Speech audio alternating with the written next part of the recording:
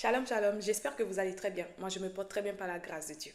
Ce matin, avant de commencer cette vidéo, j'aimerais vraiment vous donner quelques petits conseils qui viennent dans mon esprit. Si tu tombes sur cette vidéo, ce n'est pas un hasard, car le hasard n'existe pas. Je vous souhaite une excellente semaine et une bonne journée au nom de Jésus.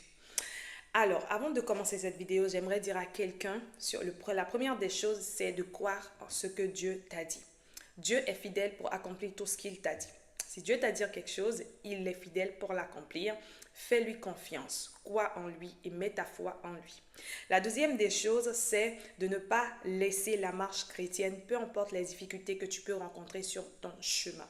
De ne pas abandonner, de ne pas reculer. Vous savez, les épreuves par moments peuvent nous pousser à reculer, à faire des pas en arrière. Si tu sens vraiment que tu as fait des pas en arrière, demande la force au Saint-Esprit afin de pouvoir revenir dans la marche chrétienne. Que Dieu vous bénisse. Aujourd'hui, vraiment, j'aimerais partager ce verset avec vous qui se trouve dans le livre de Proverbes, chapitre 10, le verset 1er. C'est dit, « Un enfant qui possède la sagesse fait la joie de son père. Un enfant qui en manque fait de la peine à sa mère. » Aujourd'hui, j'aimerais t'encourager, toi qui me regardes aujourd'hui, vraiment, de faire la joie de tes parents. De faire la joie de tes parents dans toutes les situations, en fait, en soi. Vous savez, nous sommes vraiment des enfants que Dieu a donnés à nos parents. Je peux comprendre qu'il y a des parents qui sont difficiles, il y a des parents qui sont délicats. Il y a aussi des situations que tu peux rencontrer avec tes parents et que vraiment qui te met hors avec eux. Moi, j'en fais partie. Parce que moi, il y a eu quelques années, je fais mon témoignage vite fait, il y a eu quelques années que j'avais rencontré des difficultés avec ma propre maman. Et mais Dieu a fait grâce aujourd'hui, il a pu recoller les morceaux et il a fait au-delà de ce que j'imaginais. Je pense que ce sera ton partage et je le crois certainement que ce sera ton partage ce matin.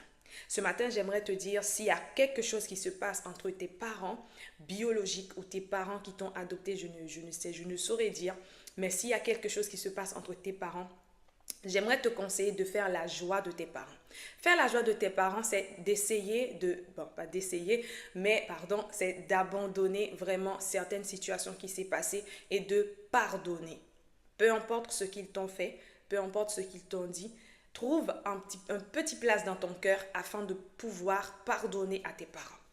J'appuie sur ce point. Pardonner ne veut pas dire de revivre avec certaines personnes. Pardonner ne veut pas dire de remettre ces personnes dans votre vie. Si Dieu vous donne la capacité de le faire, bien évidemment, fais-le. Mais si tu sens vraiment dans ton cœur que tu n'as pas envie de remettre cette personne dans ta vie encore, c'est tout simplement, tu ouvres ton cœur, tu trouves une petite place dans ton cœur afin de pouvoir lui pardonner, fais-le. Tout simplement, pardonne. Pourquoi? Parce que le pardon, ça libère. Le pardon, ça t'aidera à aller de l'avant. Le pardon t'aidera à ne pas procrastiner sur des choses qui s'est passées en arrière, mais plutôt à regarder à ton futur. Alors aujourd'hui, pardonne, libère ton cœur et avance. C'est pas facile de pouvoir recommencer avec des personnes qui nous ont blessés, mais si tu n'as pas la force de recommencer, aujourd'hui je te conseille tout simplement de trouver une petite place dans ton cœur afin de pouvoir pardonner. Pardonne et fais la joie de ton père et de ta mère.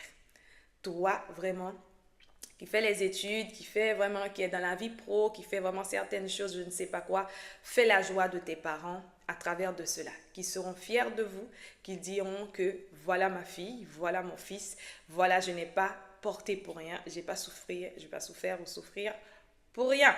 Que Dieu vous bénisse. Que Dieu vous garde. J'espère que ce message vous a édifié. Je vous dis à demain. Que Dieu vous bénisse. Bonne journée à vous.